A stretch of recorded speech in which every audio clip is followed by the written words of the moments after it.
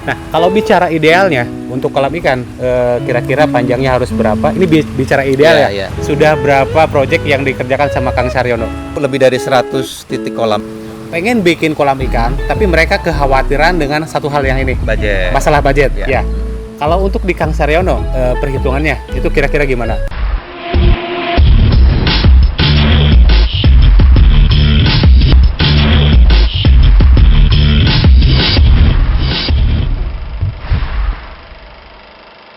Halo semuanya, balik lagi di channel Dan RD. Dan kali ini kebetulan saya kembali ditemani oleh Kang siapa? Saryono. Kang Saryono. Beliau ini adalah pemilik dari Cap Koi Majalengka, salah satu seller ikan koi yang cukup populer di Kabupaten Majalengka. Tapi kali ini abaikan dulu masalah ikan koi, karena kali ini saya pengen membahas salah satu hal yang cukup bikin saya penasaran. Bahkan mungkin hal ini bikin penasaran juga untuk para hobis ikan koi. Kolam ikan. Ya, kali ini saya pengen membahas masalah kolam ikan koi. Nah, kebetulan Kang Yono ini adalah salah satu penyedia jasa untuk pembuatan kolam ikan. Betul? Betul. Betul. Nah, untuk sejarahnya atau untuk kisahnya bisa diceritakan? Sedikit saya ceritakan mungkin sebelum menjadi dikenalnya tukang kolam mungkin ya. Lebih bagiannya ahli kolam.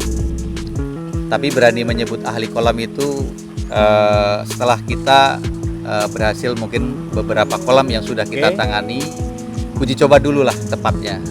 Jadi awalnya kita hobi memelihara ikan dan 1, 2, 3 kali secara pribadi itu ada gagal di Kurang puas gitu ya untuk pekerjaannya. Kolamnya. Nah, beberapa kita sempurnakan, lalu ya sampai tahap yang kita sebut oh ini udah pas lah gitu. Jadi setelah kita menganggap kolam yang kita pakai untuk keperluan pribadi, ya akhirnya ya kita terapkan di beberapa tempat gitu ya. Dan awalnya kita cuma sekedar bantu. Jadi ada teman sesama penghobi, oh kolam saya kurangnya apa ya? Nah, saya tuh berusaha mengadvis lah gitu. Dan sampai tiba waktunya, jadi saya tuh didorong dari rekan-rekan penghobi di Majalengka terutama. Jadi di sini tuh belum ada penyedia layanan khusus yang spesial penanganan di kolam koi. Nah, itu dulu sekitar tahun berapa? Seingat saya dari tahun 2020-an lah. Tahun 2020. Iya. Oke, pertama kali terjun untuk pembuatan kolam. Iya. Karena sebelumnya kan saya dari 2014 sebelum saya pindah ke Majalengka. Karena saya pindah kan 2015 ya. Itu ya baru sebatas ini koi aja lah, memelihara saja. Ya, tepatnya 2020 kita memang benar-benar disupport motivasi sama sesama penghobi. Jadi udahlah di Majalengka belum ada gitu. Nah, akhirnya saya memberanikan diri untuk ini membuka jasa itu. Membuka jasa untuk pembuatan kolam. Pembuatan kolam. Nah, untuk hal yang mendasar, kalau untuk kolam ikan koi idealnya itu ukuran berapa? Nah, memang saya agak sedikit berbeda mematahkan anggapan ya. Misalkan dari standar kedalaman, dari standar panjang kali lebar. Karena terus terang saya dulu banyak dikasih masukan. Ilmu yang saya terima itu kolam koi itu airnya harus 1 meter dan sebagainya. Nah, sedangkan saya pertama kali bikin punya kolam yang hari ini masih ada. Kolamnya. Yang di rumah? Di Jawa Tengah itu dengan kedalaman 30 cm. Kedalamannya cuma 30 cm? Iya, dan hari ini ikan saya ya ternyata yang penting rumusnya adalah kita tahu cara penanganannya. Iya, betul. Ternyata standar berapa kedalaman itu buat saya itu sekarang nggak saya pakai. Nggak dipakai. Nggak dipakai. Karena pertimbangan untuk memiliki kolam yang dalam kan ada di samping untuk kenyamanan ikan juga untuk demi kebaikan anggota keluarga di rumah yang punya kolam itu. Betul. Faktor keselamatan, takut ada anaknya nyemplung dan sebagainya. Berarti boleh dikatakan kalau untuk ukuran disesuaikan dengan keadaan lokasi tempat gitu kan. Nah, kalau bicara idealnya untuk kolam ikan kira-kira panjangnya harus berapa? Ini bicara ideal di luar masalah lahan. Panjangnya berapa, lebarnya berapa, dan kedalamannya kira-kira berapa meter? Ya, sebetulnya kalau yang enak ya itu 2 kali 3 lah. Minimal 2 kali 3. 2 kali 3 Kalau untuk kedalaman? kedalaman minimal 80 lah. Minimal 80. 80. Nah, itu pengaruh nggak untuk pertumbuhan ikannya? Kalau dilihat dari segi ukuran kolam. Jadi bicara pertumbuhan, jadi memang fungsi kolam yang biasa kita tangani itu bukan menitik beratkan kepada pertumbuhan ikan. Oke. Tapi kenyamanan untuk enak dilihat gitu ya. Karena tumbuhnya itu juga ditunjang pakan yang benar ya. Betul. Pemberian pola pakan yang benar gitu, air yang sehat gitu. Ya memang kalau kolamnya luas gitu, pemikiran umum bisa nampung lebih banyak. Terus bisa memberi kesempatan ikan untuk tumbuh lebih. Ya, Kang Saryono bilang mulai dari tahun 2020 tepatnya. Tepatnya 2020. Nah, sampai sekarang sudah berapa proyek yang dikerjakan sama Kang Saryono? Awalnya sih saya bikin nomor urut ya. Iya. Tapi saking mungkin kita tuh ya maklum orangnya jumlahnya nggak banyak. Jadi lama-lama nggak sempat dan kita lebih banyak yang penting mengerjakan. Iya. Kalau diingat itu lebih dari 100 titik kolam yang Dari tahun 2020 sampai sekarang yang saya ingat Kang Saryono berarti sudah 100 kolam yang dibikin, yang lebih dari dikerjakan. 100 kolam. Lebih dari 100. Iya. Oke. Paling jauh dari mana? Yang terjauh itu dari Majalengka kita diundang ke Tangerang, tepatnya di BSD. Iya. Di BSD sekaligus 2 kolam waktu itu. Wah, langsung bikin 2 kolam. Bertahap. Hal yang paling penting dalam kolam ikan koi itu apa? Filterisasi. Filter. Jadi filter. Jadi air yang katakanlah kualitas keruh ya. Iya. Sumber airnya misalkan diambil dari sumurnya keruh. Tapi pengolahan airnya yaitu filterisasinya Iya. bagus, itu menghasilkan air kolam nantinya layak untuk ikan. Iya. Gitu, difilter. Nah, itu untuk filterisasinya dari total ukuran kolam kira-kira harus berapa persen minimalnya? Kalau standar yang disarankan ahli itu sebetulnya minimal 25% dari 20% dari volume kolam. Nah, kalau untuk pompa, ya itu idealnya gimana nih? Untuk Jadi, penggunaan pompa, seandainya volume air kolam kita ada 5 kubik, ya, itu minimal dalam 1 jam itu mengalir melewati area filter itu 3 kali dalam 1 jam. dalam 1 jam. Okay. Artinya mesin yang kita pergunakan harus berkapasitas 3 kali lipat. Ya. Oke. Berarti untuk masalah pompa kita nggak bisa sembarangan pakai ya, terutama untuk kapasitasnya. Iya. Berarti Tapi ini bicara ideal ya. Ya, bicara ideal. Sekalipun misalkan 2 kali lipat juga masih dapat. Cuman lebih bagus lagi 3 kali lipat dari kapasitas kolam. Betul. Oke. Oke Kang, kali ini saya pengen bahas yang cukup sensitif sih. Sebenarnya ini cukup sensitif. Tapi bukan rahasia nih. Ya, tapi saya harus berani mempertanyakannya karena memang di luar sana banyak juga yang pengen bikin kolam ikan, tapi mereka kekhawatiran dengan satu hal yang ini. Budget. Masalah budget. Ya. Ya. Kalau untuk di Kang Saryono, perhitungannya itu kira-kira gimana dan seperti apa? Standar itu saya sebetulnya fleksibel. Fleksibelnya? Ya, jadi saya bisa terapkan skema di mana pekerjaan pembuatan kolam itu owner itu tahu beres misalkan. Berarti yang kita sebut sistem borongan ya, gitu. Itu pun bisa.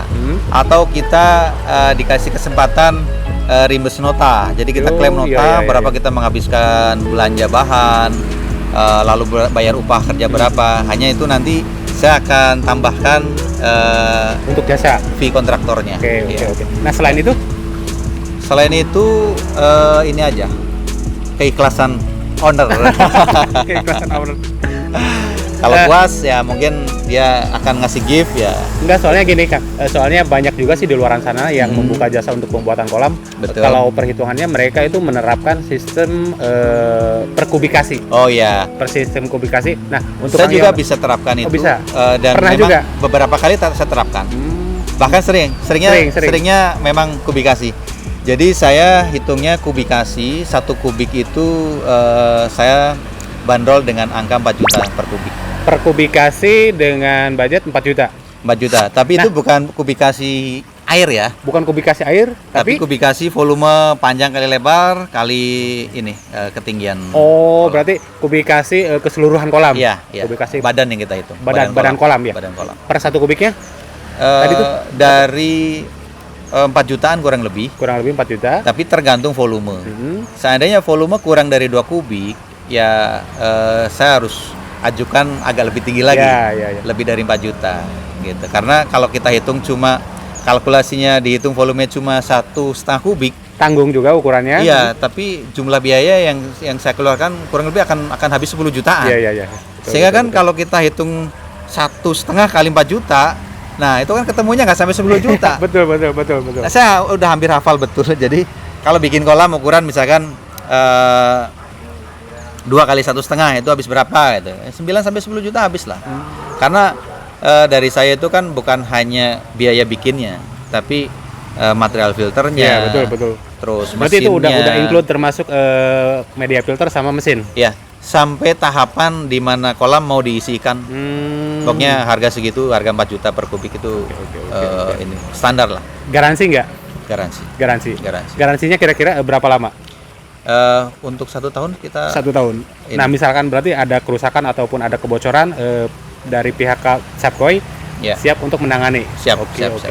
bahkan ya apa namanya, ada yang lebih dari 1 tahun, ada yang harus dikonsultasikan, terus ada sentuhan dari kita untuk kolam itu ya kita berpikir apa ya, servis lah, nggak terlalu hitung-hitungan gitu. Kecuali mohon maaf mungkin ada sih yang kita terapkan beberapa ya terkait dengan biasanya orang transaksi kan ada tidak jauh dari tawar menawar. Iya, betul. Kalau kita terbentur dengan budget yang tidak sesuai standar saya, yaitu mungkin dari garansi memang tidak bisa diberlakukan 1 tahun. Iya, betul. Gitu. Nah, ini informasi buat semuanya, barangkali mau bikin kolam ikan, nanti saya bakal cantumin nomor Kang Saryono, nanti bakal saya cantumkan di kolom deskripsi. Nah, lanjut Kang, untuk pembuatan kolam ikan, tantangan yang paling sulit yang pernah dikerjakan. Ya. Bahasa sulit itu hampir dihapus sebetulnya. Hampir dihapus karena di kamus saya. karena mungkin sesulit apapun. Ya, kita akan atasi gitu ya. Kita Tapi, akan atasi. tapi tidak menutup kemungkinan kan setiap kali project pasti aja ada Betul. mengalami kesulitan. Betul. Pasti aja ada kendalanya gitu. Iya, iya. Nah, yang pernah dialamin, kendala yang paling sulit kira-kira apa? Ya, saya lebih cocok menyebutnya mungkin tertantang ya. Tertantang. Iya. Oke. Saya diminta bikin kolam tuh di Jakarta, di Iya. Cilincing itu tepatnya. Itu kita diminta untuk bikin di lantai 3. Rumah yang kondisinya menurut saya itu sepanjang kita jadi tukang kolam, sepertinya rumah boleh dibilang Sultan. paling bagus ya yang saya jaga. Saya udah mikirin gimana caranya ini melewati Lantai kedua ya, dari lantai 1, lantai kedua, lantai ketiga ini kan banyak barang-barang Iya. istimewa. Tapi pada akhirnya sih ya kita bisa tuntaskan. sesuai deadline. Hampir sesuai. Bahkan Hampir sesuai. kurang dari yang kita janjikan. Nah, untuk pengerjaan biasanya berapa lama tuh? Kalau kita untuk kolam standar di bawah 15 kubik itu Di bawah kita 15 kubik? 10 hari lah. 10 hari. 10 hari. 10 hari, serius? 10 hari. Itu boleh dikatakan ya terhitung cepat sih kalau untuk pengerjaan kolam. Ukuran berapa tadi? 15 kubik. 15 kubik. 15 kubik cuman dalam waktu 10 hari. 10 hari. Oke. Jadi kita untuk menekan budget diantaranya Iya. kan ini, jadi mempercepat proses pengerjaan. Nah, lanjut Kang. Yap. Dari sekian banyak pengerjaan kolam, yang paling gede ukuran kolam yang pernah dibikin di daerah mana dan ukurannya berapa? Masih di Majalengka, Masih di Majalengka? ya. Ukuran tepatnya saya lupa lagi, tapi saya masih ingat pemiliknya. Perkiraan ukurannya 6 meter panjangnya 6 meter kali kali 4 meter seingat Kali 4 saya. meter. Dengan kedalaman 1,8 ya. 1,8. Ownernya Algian, Algian. Oh iya ya. masih muda dia. Oh iya ya. Sultan muda.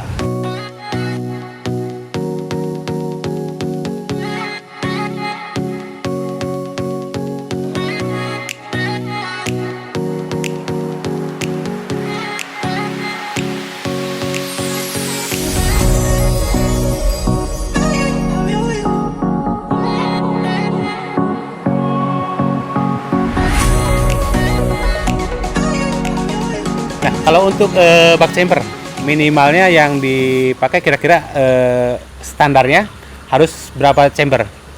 Kita biasa pakai tuh 5 5. chamber. Kalau idealnya, kalau bicara ideal, Udah ideal 5 itu. udah ideal 5. Udah ideal. Jadi chamber pertama itu kosong. Yang kedua isi material Iya. filter. Yang ketiga juga masih. Yang keempat masih ya. Yang kelima itu mesin aja. Nah, biasanya yang digunakan oleh Kang Saryono media filternya. Tadi kan sebelumnya pernah bilang Ya. budget tersebut sudah include media filter. Betul. Biasanya yang digunakan media filternya apa saja? Nah, saya tradisional. Jadi yang kita pakai cuma dua jenis media filter. Iya, iya. Yang saya andalkan jaring nelayan. Jaring nelayan udah dengan- pasti. Ya. Dengan oyster. Oyster. Ya, kulit kerang.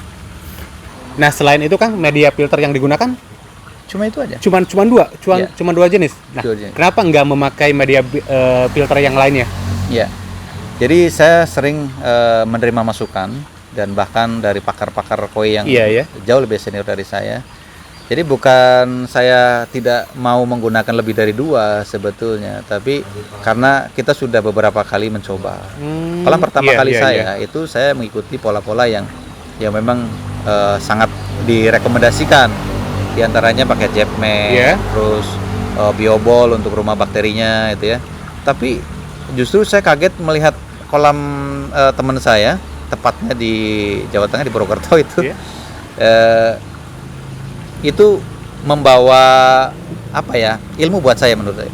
Dia punya kolam udah lebih dari 2 tahun hanya mengandalkan medianya jaring nelayan. Itu kenapa ikannya jauh terlihat lebih bagus dari kolam saya waktu itu. Saya lengkapi sesuai yang direkomendasikan Iya, para iya, pakar. iya. Ya.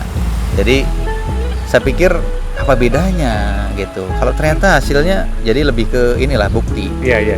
Jadi secara bukti menyatakan pakai jaring nelayan saja udah cukup Sudah mewakili untuk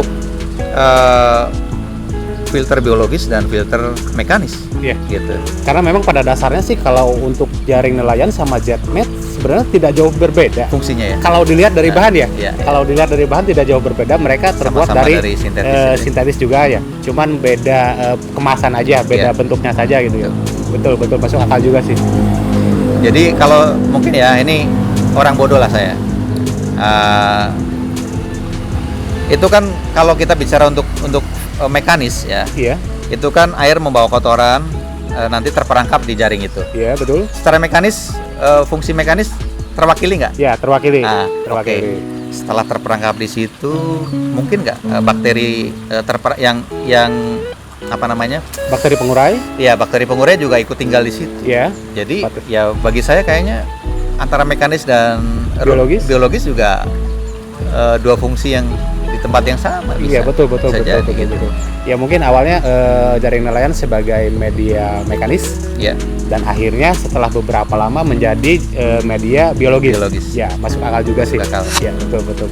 Ya kalau saja gagal, mungkin kolam yang selama ini kita bikin hanya mengandalkan dua jenis material filter itu ya harusnya udah bermasalah. Iya. Tapi sampai sekarang buktinya aman-aman saja. Aman saja. Oke, Iya. oke, Ya oke. banyak bukti dari 100 kolam lebih ya yang kita Iya, bikin. Dan rata-rata yang mengikuti panduan kita Iya. itu rata-rata kolamnya tidak bermasalah. Gitu. Dan suatu saat kalau misalkan saya ajak ya ke kolam mana aja yang udah yang tim Sapkoi bikin dan sudah berapa lama kolam Oke. itu usianya ya, usia kolamnya udah berapa lama, nanti bisa Oke. testimoni itu nanti. Ya, sekalian saya minta beberapa filenya untuk lampiran di konten saya ini. Baik. Oke. Sebagai bukti bahwa Sapkoi ini sudah mengerjakan beberapa banyak kolam dan untuk modelnya juga. Oke. Wah, ngiklan juga nih jadi. Nah, oke untuk semuanya barangkali ada yang benar-benar minat pengen bikin kolam ikan, nanti bisa hubungi kontaknya Kang Saryono, nanti bakal saya taruh di kolom deskripsi atau nanti bakal saya taruh di bawah sini.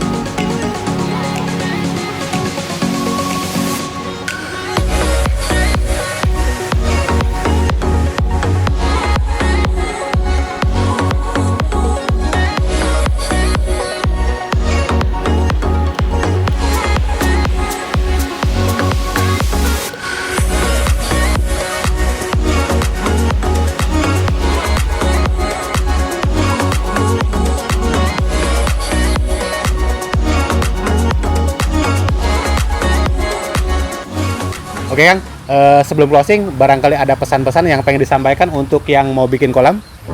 Baik, mungkin bagi pecinta koi yang ingin memelihara koi atau bikin kolam di rumah atau maupun di manapun itu, jadi saran saya untuk lebih hati-hati dalam berencana pembuatan kolam, seandainya tidak menggunakan jasa ahli kolam. Jadi sebetulnya tidak menggunakan jasa ahli kolam pun ditangani sendiri memungkinkan juga. Hanya perkiraan saya itu resikonya cukup besar juga ya, Iya. kalau memang ada kesalahan gitu ya. betul. Dan saran saya minta pendampingan lah dari ahli kolam gitu. Saya yakin setelah didampingi, karena ahli kolam itu sudah beberapa kali ngalamin beberapa kegagalan sampai berhasil, bahkan sudah berhasil juga makin mutakhirkan lagi, itu lebih tepat lah. Jadi menghindari pembengkakan biaya. Mungkin intinya seperti itu, buat semuanya yang berencana mau bikin kolam ikan. Jadi jangan sampai asal-asalan bikin tanpa ada ilmu yang mumpuni. Ketika selesai dibikin, nanti malah jadi banyak masalah. Contohnya mungkin banyak kebocoran. Nah, mungkin yang dimaksud seperti itu ya Kang ya. Oke. Daripada nanti setelah dibikin, setelah budget banyak yang keluar, tapi akhirnya banyak masalah, ya lebih baik konsultasi kepada ahlinya atau menggunakan jasa yang benar-benar ahlinya. Oke Kang, terima kasih atas waktunya dan terima kasih untuk konsultasinya. Semoga bisnisnya terus maju, Amin. di bidang perkoiannya maju dan di bidang perkolamannya semakin maju juga. Oke. Amin. Terima kasih ya Kang ya. Yuk. Untuk semuanya saya ucapkan terima kasih dan jangan lupa klik tombol subscribe, like, komen, dan share video ini. Bantu channel ini untuk terus semangat dalam berkarya. Terima kasih dan sampai jumpa.